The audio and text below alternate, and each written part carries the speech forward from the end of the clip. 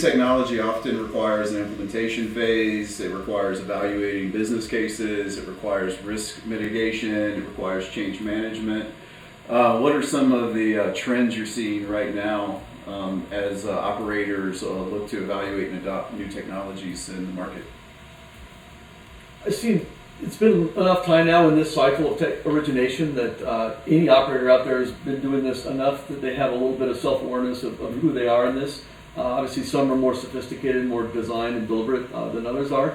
And I think what it is that relative maturity is exposing kind of their identity. So that if they feel like they're a laggard, if they notice they're a laggard, they're getting a better sense of that, and they're doing things to start to try to get back toward the mean or toward the norm, something like that. Move up the curve. Yeah, exactly. And if they're not, they should be, because this is to do this properly and do it well is a competitive advantage. It makes all the difference in the world right now to not miss the opportunities and the financial benefits that come from all this stuff if you adopt it successfully.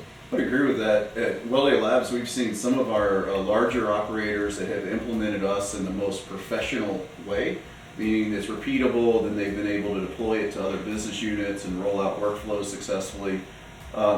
Thinking about it, they do have like somebody that has done this in another industry that's sitting beside all of the petroleum engineers and the geologists and helping them think through the process very well. Right. And they are employees, not consultants in many cases. So that's an interesting trend we're seeing too. It's managing these projects, especially with our solutions, yours or Wellday and mine and Engage. They're enterprise level, right? And you want to be able to push them. Not only here on shore, but globally in some cases. So you have to have, like you said, a very repeatable rollout structure. SOWs that you can sign off on and say, look, we got through this. Yep. This is 3 months done. Okay, now let's start again. Let's because even within these companies, especially the larger ones, the budget centers are spread out all over the world. So. To conquer one business unit, then you've got to step it back up again for another one and start over again. So, Rob, you've done a lot of deployments. I've done a lot of deployments. When you look at your customers and you say, hey, these are the things that people are successful do well. What tips and tricks do you have that people can borrow from so that they can become best of breed and adopt these software? I think the best rollouts and deployments are when the implementation is mapped for their IT department. When you have folks that are strong in the project management side, but are actually embedded in their IT teams, we see that as being the smoothest anyway, because they have a really good sense of, hey, this is the step that needs to happen next, and they can communicate that back. Like, Engage can't take that next step because it's on our side. So we need them to really know and be very clear about what the resources are. So, and it's a way that I think there's kind of a change, right? I think now your CTO level or your SVP of IT, I think these guys are being bonused on being able to roll out enterprise softwares and show the value, show their own business cases internally, where with on-prem software, it was mostly about keeping it stood up and making sure that it was secure, right? I think now it is truly those companies that are giving the power for those teams to, I guess, receive recognition, right, for getting this done, because it is a partnership. I would agree with that. Like your IT organizations, we tend to interface primarily with operations.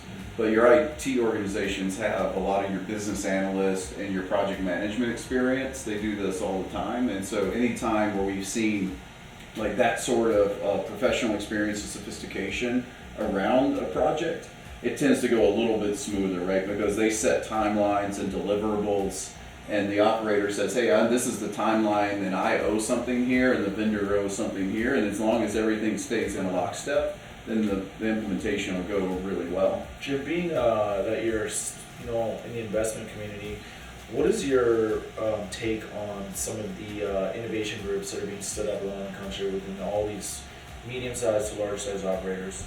It's a healthy trend. Obviously, there's been some downward pressure on some of those because in some cases it's considered a cost center, and right now with overhead being scrutinized, that's being challenged a little bit.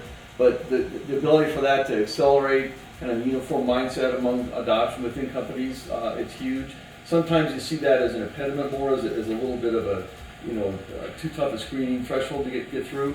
And I think as these groups mature, they're doing the self-learning and understanding themselves better in terms of helping be a more positive resource for the overall enterprise. Overall, I think the companies that are doing that most aggressively are winning. And I think, like you talked about earlier, Josh, it's not about capturing land now. We all have our land. We all have our challenges on our asset position. To win, you're going to be better at adopting this stuff so you can help yourself financially. And so the groups that are being proactive like that, I think they're ahead in the game. Yeah, you're going to have to. We've lost a lot of headcount, but we've increased production massively over the last 20 years.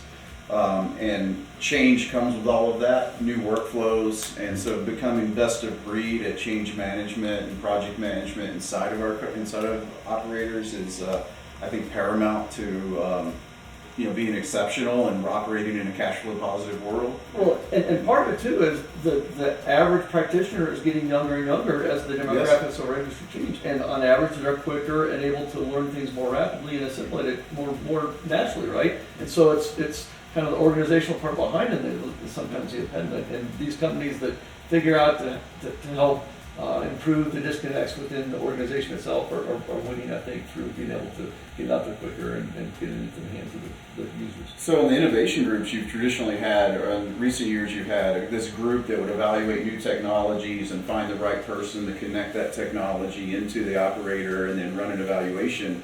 We're seeing a new trend in your mid-size operators where they're taking a smart reservoir engineer, reservoir manager, and then giving them a few petroleum engineers turned data scientists. Yeah, I was going to say, you've got to bring from the ops side, right? And that's a new style of innovation where it's almost an R&D department because they're still sourced with finding new innovation and introducing it into the operator. But they were the end user. But they're also the end user, and then they're also doing a little bit of customization R&D to adapt those solutions to the purview of that operator.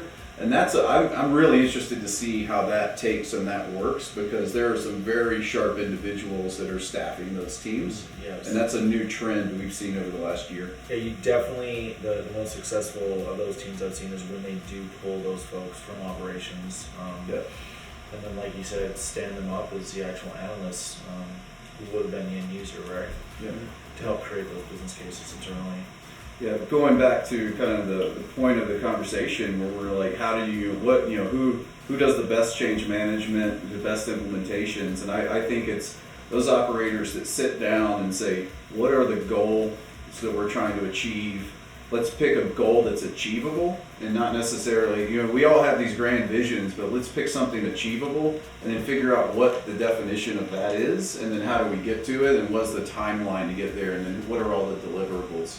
Because when we have a customer and we say, hey, we need to meet your service company to get them stood up and trained, if they never send the integration and never tell service company, we care, this data now goes to Well Data Labs, and that step doesn't happen, right? Yep. And so those operators that stay on their game, understand what their deliverables are and when those are due, they usually have smashing successes in implementation. And better relationships with those service providers you mentioned, right? Yep.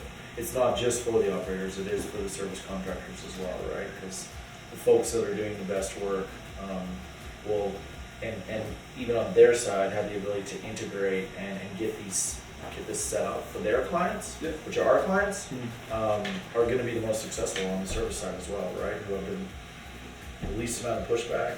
And so it's a relationship thing, right? Yeah, expectation setting and like relationship and having, degree of trust is important too. I find that the best relationships we have, the most successful companies, we have a great deal of trust with them. Right. Like I can tell them anything about what we're working on, and they can tell me what they're doing over the next 18 months. And there's just a great deal of trust, and then that relationship starts working. You see this trend in operators where they historically come from like, I'm going to pit this vendor against that vendor. And that sort of becomes a little negative and undermines trust and actually undermines the value they can create. Whereas if the best ones just start with trust, they don't look to undermine you and they tell you really clearly, are you doing good or are you doing bad? And that works out really well. Because none of us believe we have competition anyway, right? Yeah, no competition. That's the right technology in the first place, right?